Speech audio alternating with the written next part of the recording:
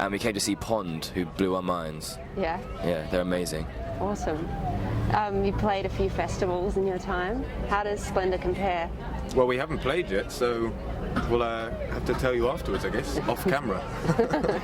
but I imagine it's going to be absolutely incredible. I think it's probably one of the biggest stages we're going to play. Yeah. Normally we're packed away in some small tent somewhere, so it's good to be out in the amphitheatre or whatever it's called, so yeah. And do you change your strategy at all to play those bigger spaces? No, I think we always like to keep it as much high energy as we can at festivals. That's kind of what we'd want to go and see, and especially when it's a little bit earlier, we want to get people in the mood for later. So yeah. Do you do anything before you go on to get hyped? I just warm up. It's quite boring. We have a little hug and maybe shout some stuff. But yeah, we've got a kind of ritual, but not really. You mentioned that you like to have a shout before you go on. What do you shout? It's that Pixie song there. There goes my gun. We do that. Just that bit though. Yeah. Nice. You obviously have received lots of critical acclaim. How do you cope with the pressure?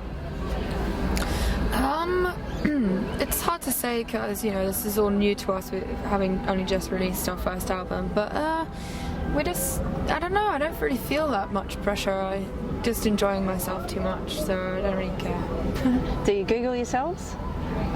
Yes, all the time. I do with the others. What's the weirdest thing you've read about yourself? Oh, don't know. Probably true though. I don't know what it was though. I don't know. Weirdest thing.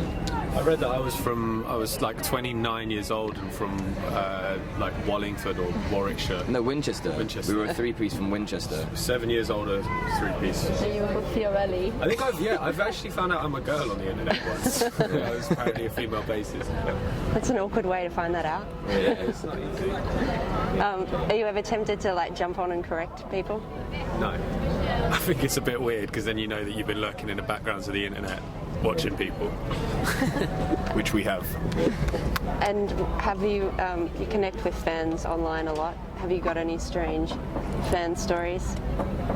Our fans are great, to be honest. that's what I was They're a real, nice bunch, and there's kind of a nice community kind of forming around, so I wouldn't know, by no means say that any of our fans are weird. No, I don't think so, yeah. Have you had any animals or pets named after you yet? Yes, I saw, a little dog. Nice. Yeah. Any tattoos yet? Yeah, a couple of tattoos. There's some cool. Chris guy Palmer? called Chris Palmer's got a great one of the Creature songs, and a guy called Daniel Hogue, I think his name is. Yeah.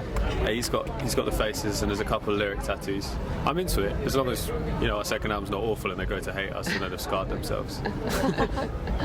How do you feel when you see that? It must be quite surreal. It's flattering, I think. I think it's like a really, really humbling thing. I've got band tattoos of my favourite bands, and it's like a bit of a weird way to express something. But if something means a lot to you, then I think it's really cool.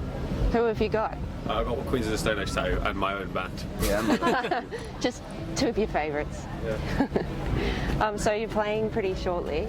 It works out well for leaving the rest of the day clear to catch some bands. Who are you excited to see? I think the main stage here all day is pretty great. I think I would like to stay and watch The Vaccines and Jamie T and Raw Blood and Tame Impala and Blur.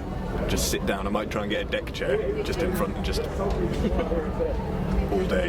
Be that guy. Yeah, do that rock and roll, watching a gig, sitting down in the With next someone show. who bought a chair to a festival, sitting in the middle. Cool. Well, we can't wait to see you. Thank you so much for your time. Thank you.